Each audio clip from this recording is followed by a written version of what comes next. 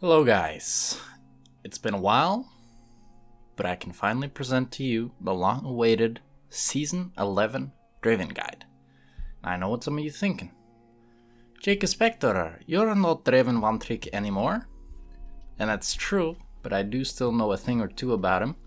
And I do still play him quite a bit, still one of my favorite champions. But now I can present to you some more expanded knowledge as someone who's managed to reach a pretty high rating on other ADCs too. I think I've learned more about the game and not just Draven, and hopefully I'll be able to teach you a thing or two about that today. Now, I've made lots of Draven content over the past few years on my YouTube channel, so I will be linking some of it down below, and I don't want to recap all of it because that would be hours, So we'll be going over some of it, but not all of it. So if you are interested in more Draven content, I advise you to check the description for all of the videos I have made. Now, first of all, I want to go over Draven's build. And right now, I think there's kind of two prevalent builds going around. One is starting with Serrated Dirk into Essence Reaver into Eclipse, and the other format of it is to start Serrated Dirk, Essence Reaver into Shield Bow. Some people do like to go Gale Force, but it's a very low percentage. I think it's a pretty niche item on Draven. It's an item that you can go, but pretty rare. So most of the time you're going either Eclipse or Shield Bow as your mythic, and then as your third item, you go LDR or Collector if you want Eclipse as your mythic, or you go IE if you want Shield Bow as your mythic. Now, the 3-item power spike with Shield Bow as your mythic is much stronger since you're getting Infinity Edge, while with Eclipse, it's not as strong, but once you get the 4-item power spike with IE in it, you become much stronger than you are with Shield Bow.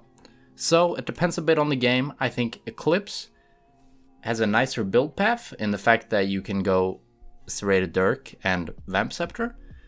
And I think also that at 4 items, it's quite a bit stronger, and it's also more damage overall than Shield Bow once you get to that 4-item spike. And also as a 2-item spike, it's more damage. But at 3 items, it's actually a little bit less damage. So I think most of the time you should be going Eclipse. If you don't need the shield from Shield Bow, if the enemy is pretty tanky, then you can go Eclipse and LDR to get a lot of percentage pen. Very nice. And if they're squishy and deal lots of damage, big AP assassins or assassins that maybe won't buy Serpent's Fang. Serpent's Fang does fuck Shield Bow a little bit, so that's something to consider as well. Then their shield from Shield Bow is needed, right?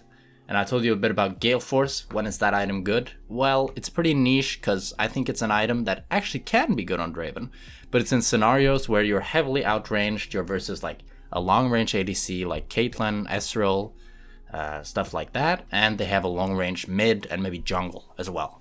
They got the whole package of long range. And it's pretty rare you see that in solo queue, but if all those 3 things happen, if they go to really long range carries, long range mid and ADC, a Caitlyn Seraph, a Caitlyn Orianna maybe, then I think Gale Force is for sure worth considering if there aren't better options. So I think it's an item that can be very strong because as an item, especially if you're running Halo Blades, very good synergy there. You Gale Force in, you pop him with 3 Halo Blades auto attacks, and you just kill him with that. It's kind of like an assassin playstyle, and I think it can be viable, but in most cases, you're better off going Shield Bow or Eclipse. Now, for your situational items, pretty much anything can work, kind of. I think Wit's End can be good if you need MR. I think Spirit Visage can be good if you need MR, and you have a shielding support or healing on your team. You also have a lot of healing in your kit from runes and from Shield Bow or Eclipse. I think GA is a good armor option, and QSS, of course, if you're versus CC. All the usual situational ADC items. You know how to do it. Rapid fire if you need the extra range, etc, etc. Now for runes, there's also 2 paths to go down. One is the Halo Blades with Precision Secondary. Some people also do go Sorcery Secondary, which I think is viable. And if you go Halo Blades, you'll be going Halo Blades, Taste of Blood, Eyeball Collection, Ravenous Hunter, and then you would either be going Precision Second with Triumph Bloodline, or Sorcery Second with Gathering Storm Absolute Focus. Both are viable, up to you. Now for the second option that a lot of Draven players like, it's the Conquer. I personally have not been a big fan of Conquer over the past season, although I do try it from time to time, but I feel like a lot of the time the rune doesn't actually do much, and it's more of a feel-good rune. It feels good to get some AD, but it doesn't actually do much. But I'll let you decide, because there are people having success with both, and I think in essence it's not a bad rune. If you do go Conquer, I recommend going Conquer, Triumph, Bloodline, Cut Down, / Coup, depending on, or Coup as they say, depending on if they have HP stackers or not. And then for second tree, to go Sorcery with Absolute Focus and Gathering Storm. And for precision, in terms of Legend rune, you can also go Legend Alacrity. A lot of people really like the attack speed. I think both are fine. I've gotten used to going Bloodline because I just prefer the extra lifesteal, and I've gotten used to playing without the attack speed. I think especially if you're going down the Halo Blades path, it makes more sense to go Bloodline. While if you're going down the Conqueror path, probably Alacrity makes more sense. But it's still personal. Both are pretty good. They end up with similar gold values. Takes a bit longer for Bloodline to scale, but it's not bad. Now for some tips and tricks on Draven. I did make a long previous video about it, but to recap some of it that's still useful today. Your W can cancel your auto attacks if you time it wrong, so make sure you get the timing right. It can cost you kills and cost you damage if you do cancel your auto, so go into practice tool, test it out a bit. Second thing with your W, you ignore unit collision. So if you're running through minions, very useful to use your W so that you don't get minion blocked. And your E is very good at canceling dashes or channels. Let's say Karthus is channeling ult, someone is TPing in front of you, E him, Or if someone is dashing towards you, Lee Sin hits a Q. Wait for the perfect timing, cancel it with E, he's doomed, So the E is a very powerful ability that I think a lot of Draven players miss out on. And a lot of them just use it randomly, poke with it. And that's the worst way you can use it. If you're canceling something with it, you're getting very high value. And also, how you position your E is pretty important. Let's say you're chasing someone. If you E them away from you, maybe that's the difference between getting a kill and not getting a kill. While if you E them towards you, suddenly it's a lot better. So, E usage, I think, is something to consider that a lot of Draven players that have played him for a long time don't even think about, because all they're thinking about is the axis. And I want to talk a little bit about matchups. I don't want to talk about every single matchup in detail. I'll talk about some of the meta champs right now, who you could be banning if you're looking to play Draven, and what you don't want to play Draven into and what you do want to play Draven into. I think right now a meta champ that Draven is really good into is Tristana. She's seen quite often, very good. She has lower range than you early game, so you can contest her every single CS. You can very easily cancel her W if she's jumping towards you. If she's jumping away, it's more of a prediction thing, but can still be done. And you kind of out damage her until she hits 2 to 3 items, and she has a very hard time playing into you. Another matchup that's been pretty easy for quite a while is Kai'Sa. She's not seen as much as she was before, but still, Draven does very well into her because she's low range and you win pretty hard. Another one's Kalista, a bit harder since Kalista has more early game strength. You need to dodge her Q, usually Kalistas will play Q max into Draven. But if you're dodging her Q and playing for all-in, you should always win. You do a lot more damage than pretty much every other ADC champs in an all-in. So something to consider is to always look for that all-in opportunity. You're not a poke champion, but you can still look for poke here and there, especially versus champs like Tristana, Kai'Sa, who you actually outrange. But versus champs like Caitlyn, Ezreal, stuff like this, you really need to get a good all-in to be able to play the game. So versus Ezreal, versus Caitlyn, it's an art in and of itself to be able to bait out their escape and then look to go on the aggressive. Abuse that window. Every champion will give you windows, and it's about abusing that to generate a lead. Most of the time when you're playing Draven, you don't really have many conditions that you need to fulfill, because you just have the raw power to beat anyone. So it's more about avoiding their conditions. What do they need to do to win the trade?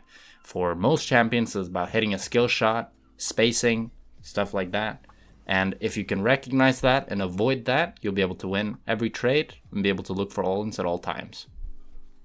I think for potential bans, if you're looking to play Draven, Varus is a good one, Caitlyn's a solid one. Both are in the lower ends of pick rate right now, although Varus definitely has more of a pick rate power than Caitlyn. Another you could consider is Senna, who recently got buffed. Very hard matchup for Draven since Senna just presses E and then she's pretty much unkillable. There's a lot of rough matchups for Draven, but with enough skill on the champ, it's definitely something that can be overcome.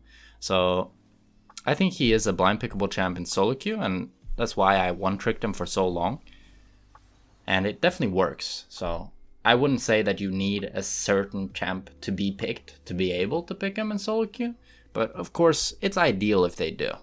And this ties well into the mentality you should have when you're playing Draven. You beat everyone, you're strong, you're an alpha Chad male, you got big testosterone pumping, and you gotta play like it. You gotta win the early game, you gotta transition that into a solid mid game, and then carry the game before it gets to late game.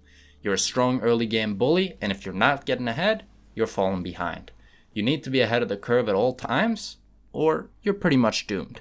He's the most frustrating champ I've ever played, but also probably the most rewarding champ I've ever played. When you make a sick play on Draven, it feels like nothing else, honestly. I don't think there's anything that gets my blood pumping better than, outplaying a 2v4, 2v3, whatever, right? It just feels different. And after having played nearly all the ADCs, there's none that really quite compare.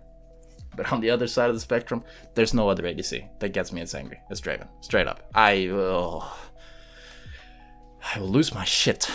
If I sit on 250 stacks farming the entire early game, and then someone takes the kill, and I get no extra gold, and then I die to some bullshit that I wasn't even the one who initiated the fight. It's so frustrating.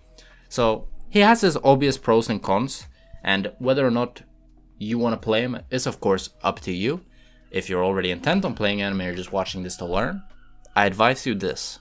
League is a frustrating game, and you're playing a champ that makes it even more frustrating. Probably the biggest challenge you face on a daily basis is not to do with anything that a guide can tell you. It's to do with what's going on in your brain.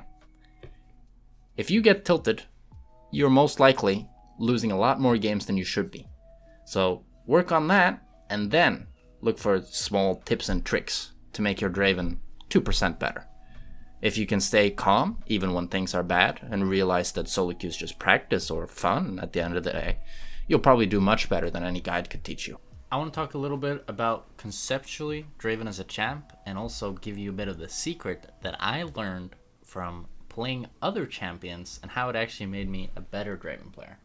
So I think one of the biggest pitfalls that a lot of one tricks fall into, and this is something I've seen, coaching hundreds, I think, at this point, of people, and a lot of them Draven one tricks, because I have quite a big reputation as a Draven player. And one of the things that I've seen and noticed that is really prevalent is Draven players tend to only think what they can do. They never think about what the enemy can do. And League's a two-sided game. If you're only thinking about what can I do and never thinking about what the enemy can do, you only have half the equation. And that's never going to work. I mean, it's going to work in some scenarios, but it's like I was talking about earlier with the mentality, right? You have to have that type of mentality when you're playing Draven, where it's all about you, where you're the carry, you're the person who's needing to get ahead, and if you get ahead, you take over. That's the type of playstyle you have to have. But it's easy then to fall into the trap of disregarding everyone else, every other champion, and just tunnel vision on your own champion. And I think it happens probably with every one trick, but it seems even more prevalent with Draven than any other. And when that happens, you really miss out on a lot. A lot of people, I'll talk to Draven players, they don't know how to play certain matchups because they have never thought about what does the enemy need to do to win. They just think, I'm gonna play my mechanics, I'm gonna play my Draven. Woo! But one thing that I really want you to think about from now on when you play Draven is, what does the enemy need to do to win versus me? What are their conditionals? If you're playing versus Blitzcrank, it's obvious, right? His hook. If you get hooked, you lose, usually. A lot of champions have obvious conditionals, like hook champions like I just mentioned. Some have less obvious. Versus Tristana, it's about, getting short trades every time she auto-attacks and canceling her jump. If you can do those two things, you'll usually have a good time in the matchup. But just starting to think and have that thought process will help you a lot. And I think a lot of Draven players really miss it. Because it's so easy to just think about Draven. You just think, I'm going to be the best Draven player there is, So all you think about is Draven. But League has, you know, hundreds and what, 60 champions? I don't know exactly how many it is right now, but you get my point. There's so many champions that you'll be versus every single game, and the knowledge of understanding those champions is so valuable as well. I'm not telling you to play every single champ, but think, what do they need to do to win? With Draven, it's really simple, because what you need to do to win is just auto-attack them, right? You don't really need to hit any skill shots. I mean, maybe you need to cancel something with your E, and you need to hit your ult, but if you're missing your ult, that's, you know, got bigger problems. But usually, as a Draven player, your win condition is to avoid their win condition. If you dodge the hook, if you dodge their skill shot, if you just get onto them, you know? And if you can have that type of mindset and being more open-minded about the game in what the enemy needs to do to succeed, it'll help you tremendously in climbing. I can guarantee that. And that was something I hadn't really thought of before I played Draven. Or before I played other champs, I mean, when I was just a Draven one trick. Because I was just, you know, in the Draven bubble. All I was thinking about was Draven. Draven. Oh, I died? Well, Draven must be weak. You know, not quite like that, but you get my point. Yeah, I think that's been it for this Draven guide. I hope you guys enjoyed the video. I hope you guys learned something. And I wish you the best of luck in your adventure playing Draven. And I hope you enjoy it. He's a very fun champ. And yeah. Streaming every day on Twitch. Come tune into that. Uploading full gameplay videos every day. And I'll be making a guide a week. Holy shit. YouTube content. And I'm making a montage. Coming out soon. Subscribe. Like. All that jazz. Thanks for watching. Bye.